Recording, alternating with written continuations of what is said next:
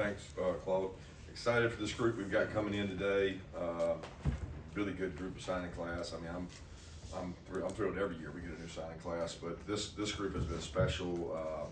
Every time we have a visit or we have them come see us, and they meet with academics and they meet with player development and they meet with strength and conditioning and training room, everybody talks about what a great group of kids they are. They are probably the highest incoming GPA in terms of academic success that we've ever had, which we found here over 7-8 years that's the number one indicator to success is, can they be successful in the classroom? And this is as good a group as we've had.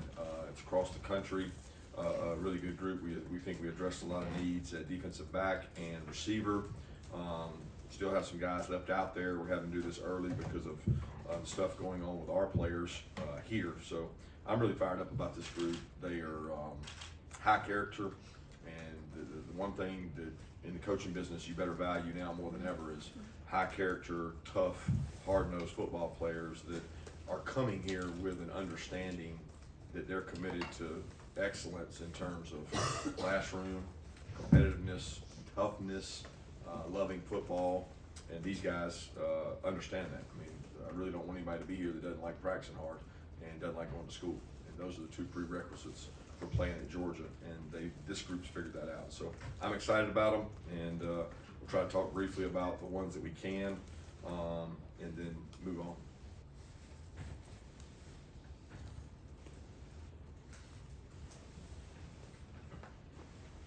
Yeah, I think you can talk about all three inside linebackers that you guys signed: Braylon Wilson, Troy Bowles, CJ Allen. What are you bringing in that class, and how much do you think the past success with the development of McCovey, Clay, and Channing last year sort of helped appeal to those guys? Well, a really talented group in terms of speed, athleticism, in the day and age that we're in right now, where the guys are fast, athletic, got to play in space, got to be able to strike and play with toughness, but also high character. Those three guys bonded, got to be good friends, have connected. I think Schumann and the defensive staff done a tremendous job kind of selling the brand. Look what these three guys all came out and did. Look what these two guys are currently doing. Look what the guys we signed last year that are here and playing roles on special teams. You'll develop here, you'll become better, and you'll have fun doing it. And that group is tight. I think it kind of recruits itself when you talk about McCovey, Quay, and Channing, what they've done. These guys, they want to emulate guys like that, and they're really high character kids, and really impressed with everything about those three guys. Kirby, I understand that you've got a look at several of these guys kind of already. They've already been able to join you for practice. What have you seen from those guys, and what's kind of the attitude been like? Has it been any timidity there, or has it just basically been these guys jump in and get going? No, we throw them in and get them going. They certainly help us in terms of, at this time of year, you have injuries, you have guys out. We've had multiple guys that have been in and out of practice. It gives you depth. It gives you the ability to go two spot. It gives you the ability to get a better look. I mean, let's be honest. Some of these guys are really high athletes that are fast, that have twitch. They jump in. There's parts they can't do, and there's parts they're learning on, but they will be so much further and better when spring comes because of getting comfortable at practice, going out there and knowing where I go to after flex. What do I do next? And I've been really excited for those guys that have practiced with us. Kirby, with the tight ends, being able to bring in guys like Pearson and Lawson, what do they bring to what we've seen as already a talented group of tight ends? Well, I don't know. I think we'll see that. We know what the experts say and what the stars say, but I don't think you really know what you have technically other than what they've done in camp. And both those guys have been competitive. They've gone out and competed every chance they've had. They had, Pierce was able to come back towards the end of the year and play some coming off of shoulder surgery. And then Lawson had a good year playing in a really tough division in Georgia high school football. So I'm excited about both those guys. They're coming into a room that is extremely competitive, but they both fit that criteria themselves. So I'm excited to see what they can do for us. Kirby, cornerback, three guys this class, strong at the top of cornerback last year. You've got second-year guys starting. Is that just a case of get as many at that position as kind of figure it out when they get on campus. Well, I don't know. It depends on how you define those guys. There's no such thing as a cornerback anymore in my mind. There's defensive backs that play everywhere. Football is a matchup game. There's more empty than we've ever seen before, more spread than we've ever seen before. You got to have slot corners. You got to have outside corners. You got to have guys that can go inside and play. You got to have guys that can be gunners, guys that can tackle. Just so many roles of a defensive back that it's not three corners. It's how can this guy play early? How can he help us? And you can't have enough. I mean, very rarely do they come in and just jump right in and play as freshmen. They play, they just may not play the starting role. So it's a position that has to develop, has to grow. It's one that we've been short in that room. I mean, probably the last 4 years, we've been really short in our defensive back room. So we're trying to manage those numbers. There and receiver are probably the two hardest spots to be at your quota on your 85. It's a position that turns over a lot. It's a position that comes out early a lot. It's a position that goes in the portal a lot. So we're hoping to gain depth there. Coach, the speed you guys, it appears you were able to add at a wide receiver, three young men that you signed today. Just what they're gonna kind of bring to the program. Yeah, excited about those guys. Speed, athleticism. Been here practicing with us. Each one's different. They all probably need, they're gonna have to hit the weight room and get stronger to be able to really do the things we want them to do. But you want to take a guy that has natural speed, pass catching ability, make you miss ability, run after the catch, vertical threats, and we think we get that in those three guys.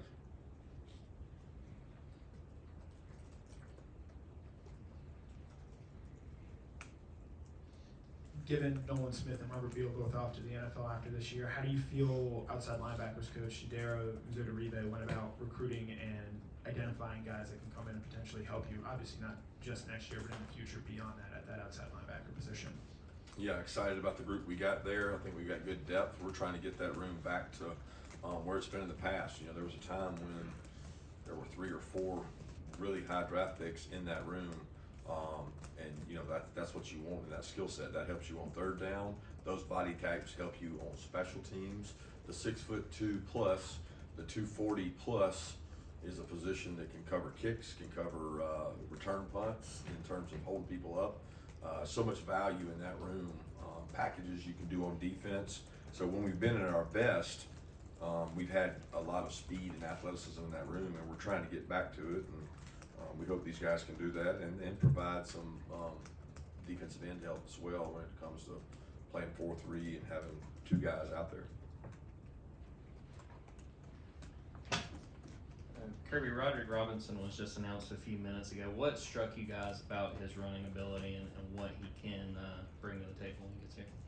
Yeah, size, speed, toughness, really soft hands. He's your SEC type back that can get hard yards, but is athletic enough to do some things in space. Really, to be honest, I like the guy's character. I like the background he has. He has family from South Carolina. He has family from Georgia. He has family from Birmingham. He's attached to the state. He has really good quality toughness. He's hard to tackle. Football is still a game where you have to get people on the ground, and he's hard. He's hard to get on the ground, and he loves the game. And he's very intelligent. So he excited us on tape, but he even won us over more in person. Yeah, Kirby, we saw reports. We saw Coach Narduzzi, Mac Brown talking about $5 million offers for quarterbacks at North Carolina. We're reading, emoji attacks from Matt Rule on landing. I mean, how crazy is it out there, and how much of an advantage do you have with the stability you have in your program? What could you tell us about the landscape right now? No clue, man. I'm working on Ohio State 24/7.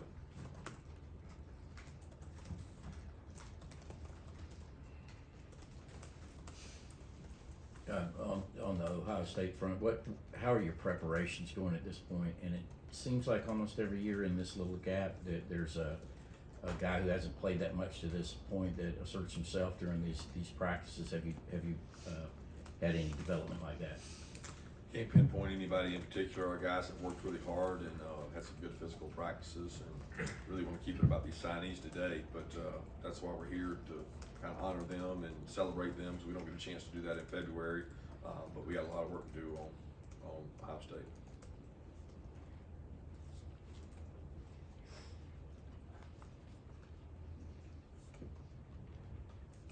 You guys didn't sign a quarterback in this class. Did that make recruiting guys any different or harder because there wasn't sort of this quarterback leader figure in there? And what kind of challenges going forward does not having a quarterback signing in this class possibly present to you guys? I think it's irrelevant in today's day and age. You know, the portal's full of them.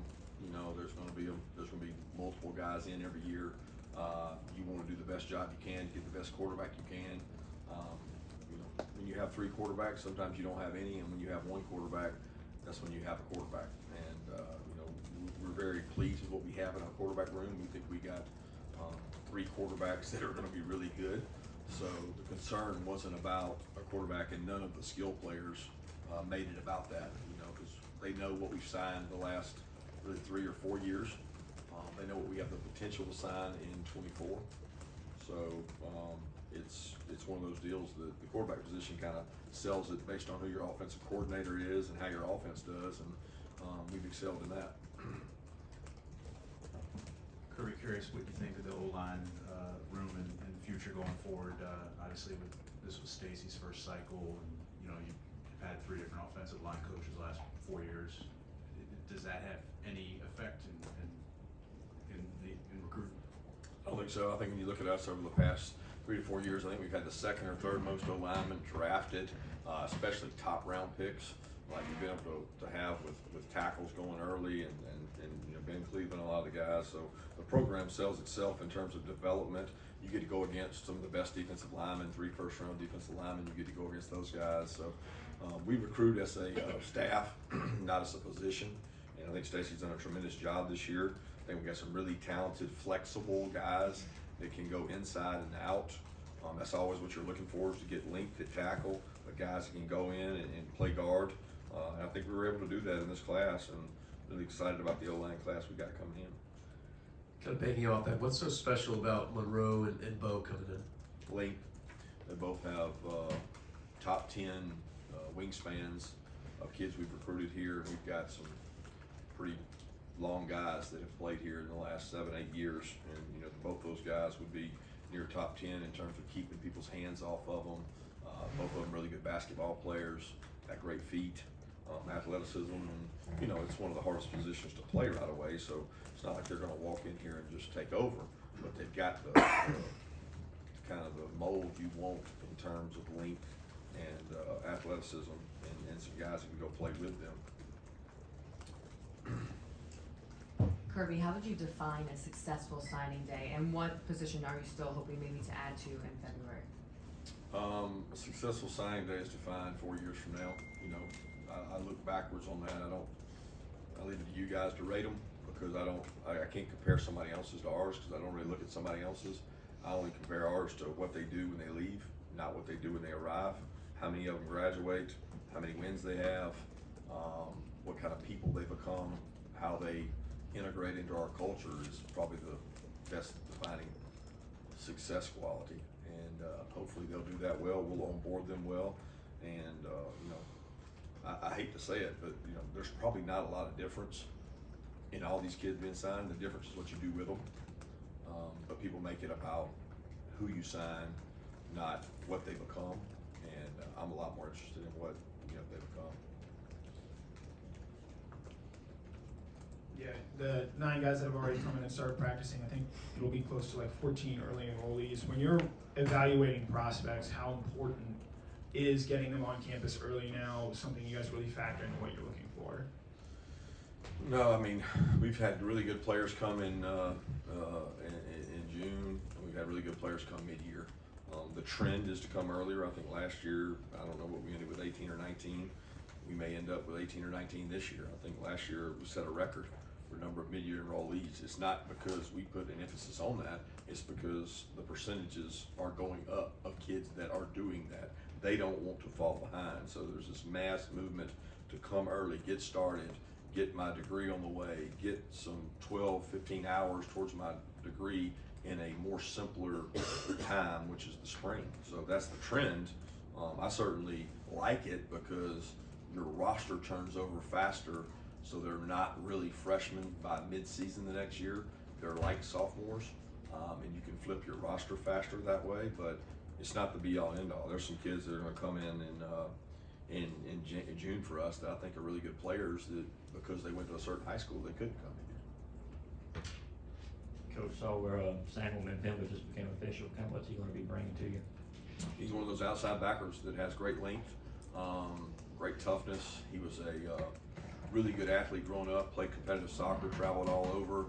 As many as 2 years ago, he was playing tight end. So he's very raw, has a high ceiling, but he has a lot to learn about the position.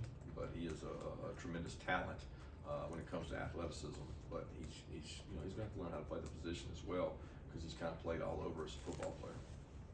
What are the traits that stand out about AJ Harris? Competitiveness. I mean, he loves football. Number one trait you look for now is how much do you love football? How much can you process information? Because after you height, weight, jump, test everybody, it becomes what knowledge can you handle in between your ears. And I think he's going to excel at that. He takes notes. He's very bright, and he wants. Like he wants it. He's hungry. So that's a part that I can't coach into him. Kirby, what is the process for these guys that are able to practice before they sign? And then secondly, are you comfortable with this early signing day? Do you think this is here to stay? I don't understand the first question. The kids that are practicing without having signed the scholarship papers, what do they have to sign in order to practice before their official signees? They have to get into school. So once they're accepted, that trumps the signing. So when they receive aid, a room, board, they receive equipment from us, they have to be accepted into school to do that. Once they do that, it's not really about the signing for them. They still have to sign, but that's not what makes it binding for them. So those guys did a lot of preparation, and we did, our staff, not me, did a lot of preparation to get them. Our administration and our organization, Miss Rhonda, Miss Christina, our president, really worked hard to get these guys admitted to school so they could practice. So that's not, you have to jump through hoops to do that. But once you do that, they're yours. What was the second part? About the early signing day, if you like this and if you think this is here to stay. Man, I don't even try anymore to analyze all the different things that go on. I just try to be good at it and good at managing it, not trying to. It's not something I have a lot of control over. So when I don't have control over it, I think about something I do. This is sort of the first full recruiting class after the national championship, and obviously you've been recruiting these guys for many years. Did that national championship have really any impact in the recruits you went after, or the guys that were interested in coming here, or is it still because of the way this program has been built for many years now that actual national title didn't have much of a recruiting impact? I don't know if you can measure that. I think it gets you in the conversation with more national guys. There's nobody I look at this list and say we wouldn't have gotten had we not won it, or we got them because we won it. I can't quantify that.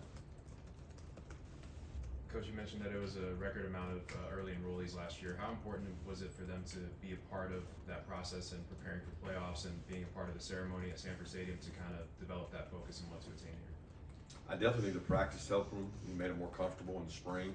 A lot of those guys that came mid-year early last year practiced with us were guys like Michael, Jalen Walker. I can't remember the rest of them, but there was two guys that helped almost immediately. I feel like some of these guys that are here now will be the same way. As far as the parade, I don't think it had any impact on them. Take two more questions.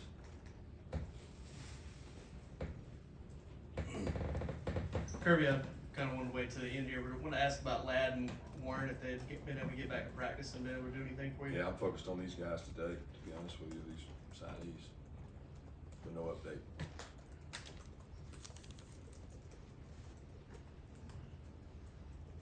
I want to ask about another guy that just signed, Gabe Harris, what he brings to the table. Yeah, he's an athletic outside backer. He and Sam play together down at IMG. I think both those kids have a great relationship with each other, a great rapport.